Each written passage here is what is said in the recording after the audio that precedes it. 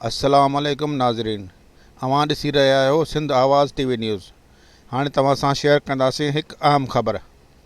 IBA 2021 जे 33 खां 39 वारनि उम्मीदवारनि जो सिंध हुकूमत जे ॿिटी पॉलिसी ऐं पंहिंजा नवाज़ जे ख़िलाफ़ दौलतपुर में एहतजाज कयो वियो, जिते एहतजाज हिकु सिंध हिकु पॉलिसी, ॿिटी पॉलिसी नामंज़ूर, पंहिंजा नवाज़ी नामंज़ूर, PST GST जी रुकियल प्रेस खे बहाल कयो, सॼे सिंध 33 ते पास करण जा नारा हंया विया।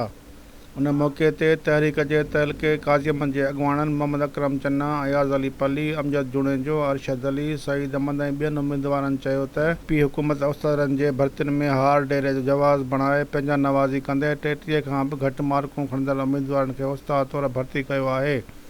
जंहिं ते असां 33 खां 39 मार्क खणंदड़ मुसलसल 2 सालनि खां एहतजाज करे रहिया आहियूं, जंहिंजी दांह जो दाद नाहे कयो। हिननि निगरान हुकूमत खां मुतालबो कयो त पाबंदी हटाए बराबरी जी बुनियाद ते पूरे सिंध जे उम्मीदवारनि खे 33 ते पास करे सिंध जा बंदि पियल हज़ारे स्कूल खोले ऑफर आर्डर